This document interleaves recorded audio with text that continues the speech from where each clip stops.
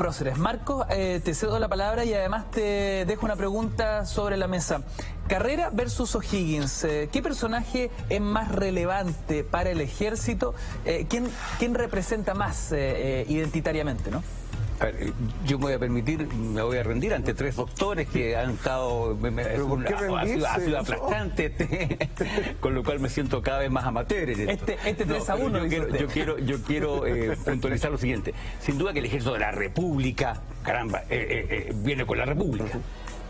Pero si tú preguntas de cuándo existe ejército en Chile, tenemos sí. el privilegio de ser una nación que tiene un ejército que es el primero de América y cuyo legado lo mantiene vigente el ejército actual en muchas cosas que a veces ni nos damos cuenta. Ahora sí que vuelvo a un tema tan punzante, sí, claro, como el tema de O'Higgins y Carrera, que hay sectores que hasta el día de hoy tienen división en eso. Siempre son odiosas las comparaciones en esto, porque cómo medir los rankings de una manera precisa, quién fue más, quién fue menos, qué hizo. Yo creo que en eso lo más adecuado sería decir que el papel protagónico durante la Patria Vieja es indiscutiblemente de José Miguel Carrera. El gran impulsor, quien llega de España y da un primer golpe de Estado y enciende la llama definitiva de la independencia.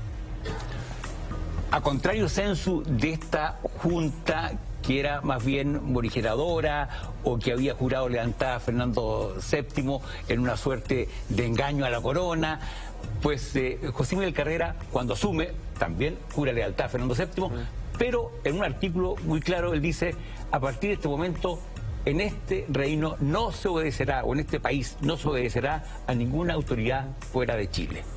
Con lo cual, es claramente un llamado a la insurrección. Y es ahí donde el virrey, que hasta el momento del Perú había estado sospechoso con este movimiento en Chile, dice: bueno, no, aquí definitivamente lo que quieren hacer es independencia y es rebeldía. O sea, son unos insurrectos, son unos revolucionarios.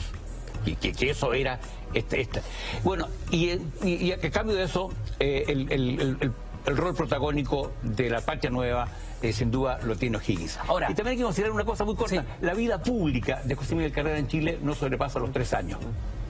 Su vida pública. En consecuencia, para bien o para mal, el destino que haya tenido, concretamente, eso es lo que hizo en 3 años. Ahora, más allá de las comparaciones odiosas, Cristóbal, da la sensación que el ejército chileno es más o'higginista, ¿o estoy equivocado?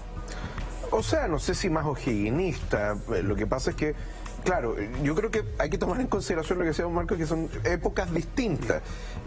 Ya. Cuando nosotros tenemos el ejército de la República formalmente constituido, y cuando hablo formalmente constituido estoy hablando de que tenemos ya un escalafón relativamente determinado, donde hay un cierto grado de uniformidad respecto a las tropas, etcétera, y cuando tú ya tienes un ejército que ha sido victorioso, primero será con el ejército libertador de los Andes, pero después hay otras victorias que tiene el ejército ya no libertador de los Andes, que es este ejército conjunto del que hablaba Gabriel, sino que es el ejército chileno propiamente tal. Tú te das cuenta de que esa impronta se da durante precisamente el gobierno O'Higgins, ¿ya?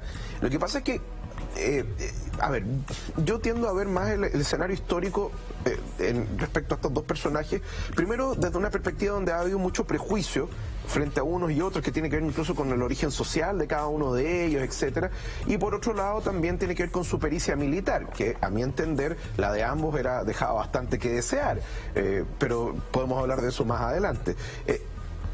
Por un lado, Carrera pertenecía a las capas altas de la sociedad chilena, se había ido a vivir a España por razones bastante poco honorables, digámoslo. El padre, cansado de los devaneos y las estupideces de su hijo, lo manda a vivir a España precisamente por los problemas que había causado, de entre ellos uno muy, muy grande.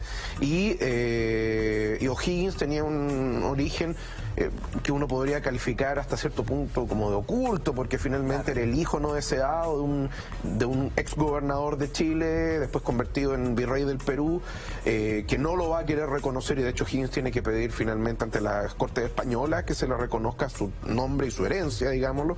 Le niegan los títulos de nobleza que tenía el padre originalmente, el vizconde, barón de Vallenar, Marqués de Osorno, y O'Higgins va a tener además una infancia extremadamente solitaria. Es una persona muy sola, que veía escasamente a su madre, etcétera, mientras que Carrera es criado en un hogar de privilegio. Entonces es mucho más elegante estar con el señorito José Miguel Carrera, que parece mucho más elevado que con el origen relativamente oscuro de una persona como O'Higgins, que tuvo que pelear para obtener su nombre. Pero por lo mismo, esa historia de O'Higgins parece ser mucho más épica, ¿no?